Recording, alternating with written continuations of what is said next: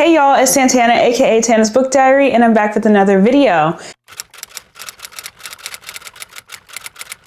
Happy Black History Month. It is hopefully the second week of Black History Month. I hope that I'm posting this on time for you guys, but if not, I'm hoping it's at least still February when this is uploaded. But regardless, you all should be reading these books any time of the year. But because it's February, I just wanted to give you guys a list of books from some of these genres that I really enjoy, written by Black authors that I think you should definitely check out this month, but also, again, read anytime throughout the year. So I have it broken down into different genres, and I'm just going to give you guys 3 recommendations for each one. And a little commotion for my shirt. Let me lower this really quickly. It says, "I love my blackness and yours." So I had to wear this in honor of today's video. So the first category I'm going to do is young adult. And so I have these 3 books. First one is Ruin Road by Lamar Gills. I read this early last year, I can't remember. It is about, what's his name? Cade Webster. He's a football player at this school. It is a predominantly white school, but the area he lives in is predominantly black and brown. And he's a star player at this school, but his prospects are pretty low. Like, he's not getting a lot of college offers, and he's worried that where he's from is going to affect like his long-term career. And his father is sick, so he's just worried that they won't have the money to even get him to college, even if he wanted to. So he makes a deal almost with the devil. Yeah, he goes to a pawn shop, shakes a hand, accepts this gift from this guy that promises him, you know, what is his wish? His wish is that people would stop being scared of him. And this wish is just like many, it's flipped on its head, and what he asked for isn't exactly what he gets. And so it was a thrilling young adult book, and I was pretty surprised at how like much it was for a young adult book, but I really enjoyed it. I've been trying to get more into more Black male authors, and I've been also trying to read more books with Black male lead characters. So I thought this was really interesting. I think if you like All American for the sports aspect, you'll really enjoy it.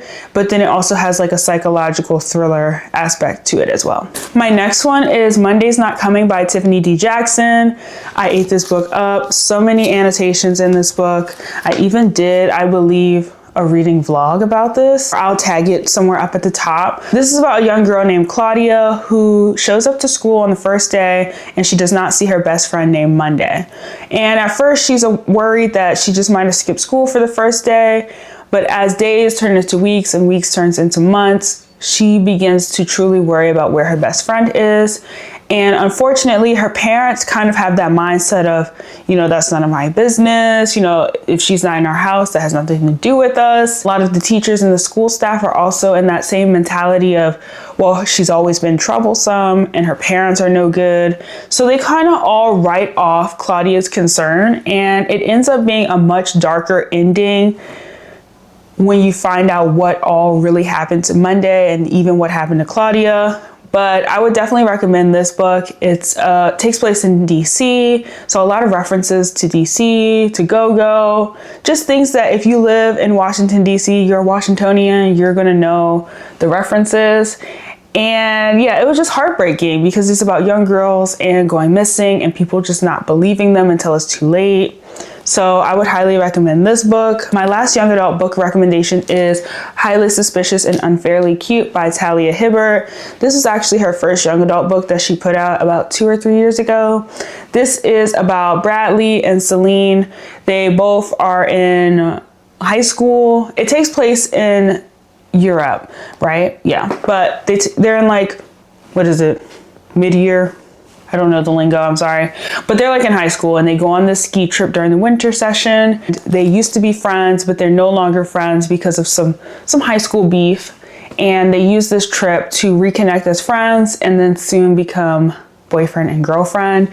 I definitely enjoyed the OCD representation with Bradley and the anxiety rep for Celine, especially in young people. I think mental health is a big topic, and it's going to be forever something that affects all of us, but especially the young people. So I thought it was interesting how it was integrated into this book. But it was so cute, so fluffy, the banter, the back and forth. Like, I was definitely kicking my feet and blushing because it was just so cute. And I just love seeing young Black girls getting loved on in the way that they deserve. So this was super cute and fluffy.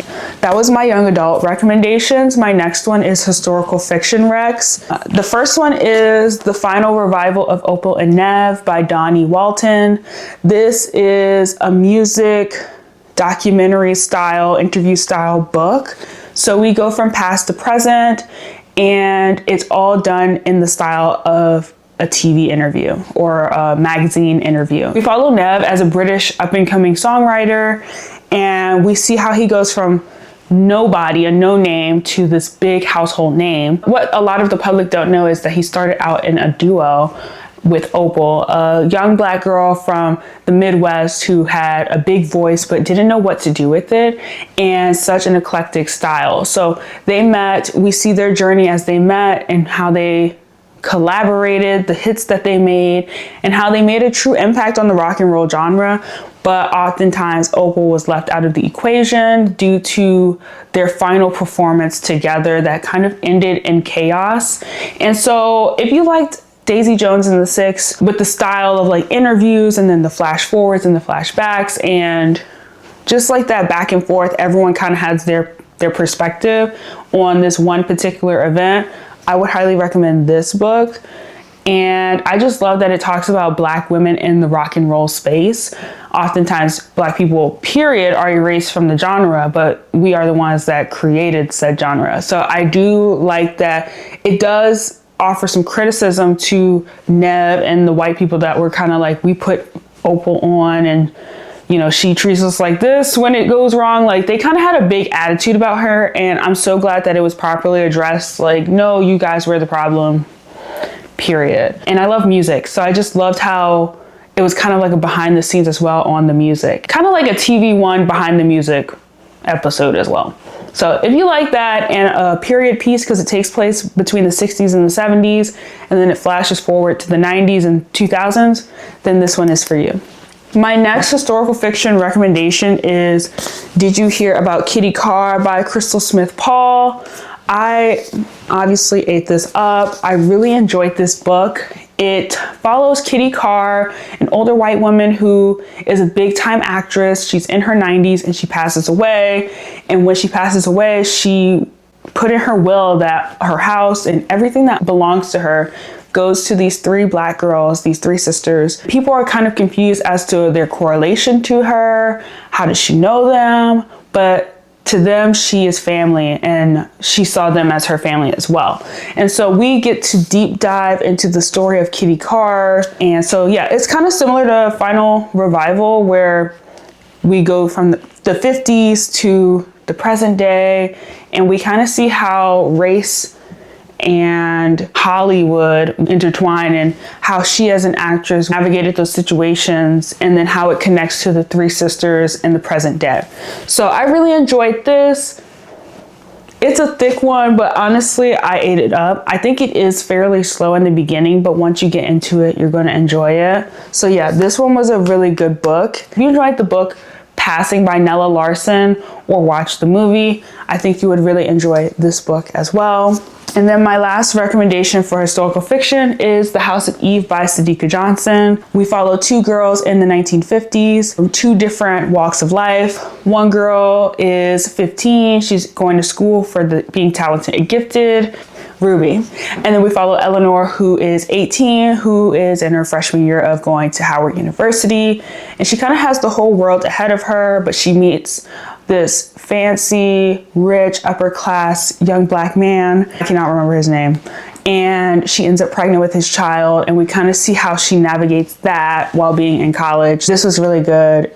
Lots of conversation about interracial marriage, about classism, about being a single mother in the 50s, having a child in the 50s, you know, conversations about homosexuality in the 60s and 50s. So I think it was a really good book. I enjoyed Sadiqa's work and I cannot wait for her next one that comes out this month. But yeah, those are all my historical fiction recommendations. Next is my sci-fi fantasy recs. I don't read a lot of sci-fi, more so fantasy, but I feel like that all kind of falls under the same umbrella. But first one is Blood Moon by Brittany S. Lewis. If you like Twilight or Vampire Diaries or My Babysitter's a Vampire, or honestly any form of vampire content, this one is for you, as well as werewolf content. It was, I think, a little bit of both in this one. Some vampire, some werewolf lore going on. Small town, people are being attacked by this animal. Everyone is very confused as to what it is. And we follow this young girl. Her name is Mirabella. She loses her mother. Like, her mom like disappears on her and her father out of nowhere, no explanation. And for years she's been like feeling this lost feeling of not knowing why her mother left her, what was the reason, was it because of her? And then she begins to think, was she taken by this mysterious entity, this animal that has been attacking people? We follow her discovery about finding her mom, but then we also see her interact with vampires and werewolves. And so it is young adult. It's supposed to be a sequel to this coming out soon. I don't know when, but I'm excited. And I got the sprayed edges version, so that was really cute.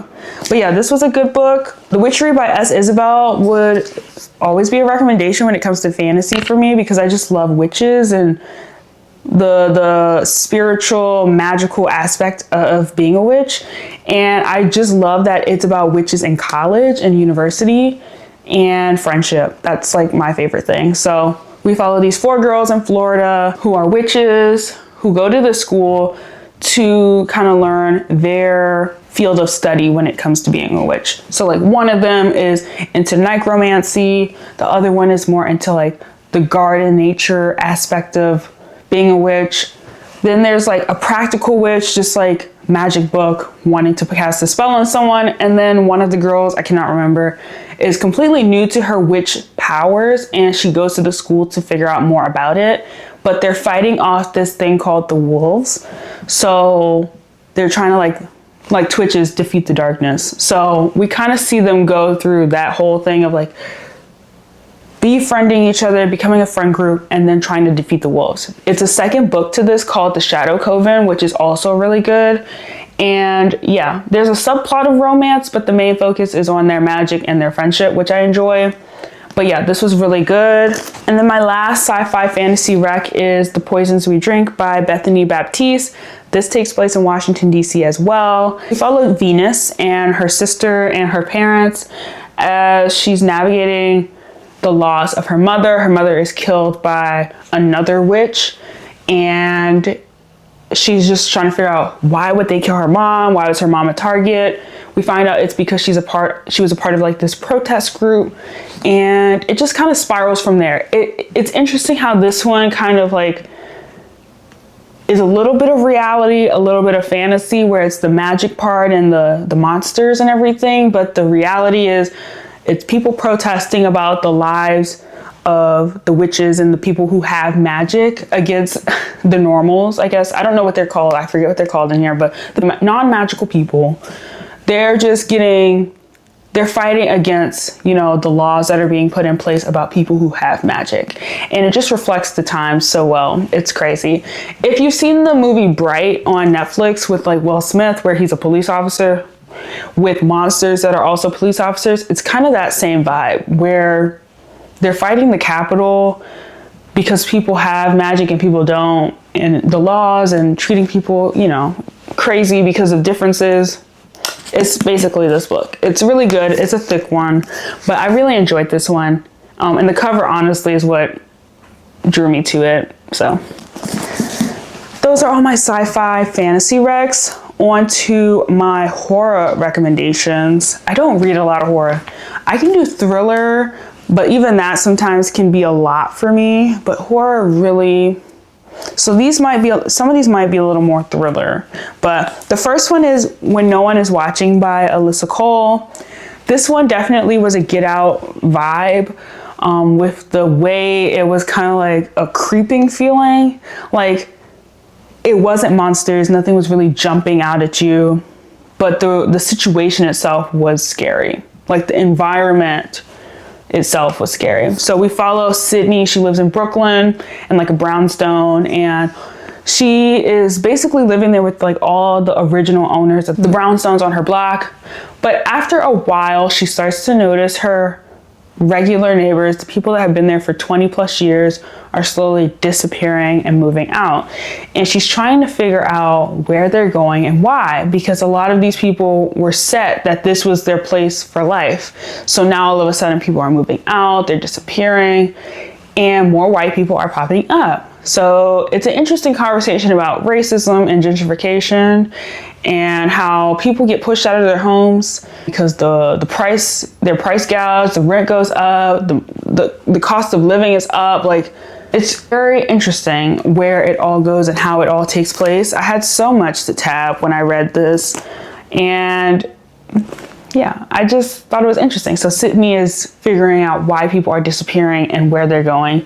So this one was a really good book. Did kind of freak me out though, I'm not gonna lie. My next one is I Feed Her to the Beast and the Beast is Me by Jameson Shea. This takes place in Paris, France. We follow Laure. She is a prima ballerina at this top ballet company, and she's one of the only Black girls in her company, and she is trying to get the lead role in this play or in this show, and she knows she's the best. She is the best. She works the hardest, but one of her few things that kind of keep her back is being American and being Black. And so she goes into the catacombs, makes a deal with the devil, similar to, I think, Ruin Road. She, signs away her life because she's like, I don't care about anything. I have nothing left to lose. I just want to be this famous prima ballerina, So I don't care. I have nothing to lose. So she does this. She becomes the top dog. But things start to happen that she did not think she would be affected by or would care about not having, but it happens, and it's freaky. It's very gory. It's a lot of blood and gore in this book, a lot of self-harm. So just be careful with this one, because I was like, whoa, this is graphic in the sense of like the cutting herself and the blood and just all the things. But I really enjoyed this because it was an interesting look at the dance world and how that can be very problematic for a lot of people as well. And I was just interested. I haven't read anything about a ballerina, so that was also really interesting to me. But this one was a good one. And my last horror rec is The Reformatory by Tananarive Due. I read this about 2 years ago at this point. She's a thick one as well. I think I listened to this on audiobook too, so I don't have a lot of tabs. But we follow Robbie Stevens Jr. He's 12. He lives in Florida. He kicks this white guy who is harassing his sister, and he ends up being sent to a reformatory school for boys in, I think, Dozier, Florida. And this is actually based off of an actual reformatory school in Florida. And so it's a little bit of like magical realism. He can see haints or spirits there of other boys who were once there who are no longer alive, and he is actively trying to escape this jail. Even though he's there for 6 months, the possibility of time being added is his biggest fear, but also just spending the 6 months there is still a long time. So he's actively trying to escape, and we see the horrors of the reformatory school.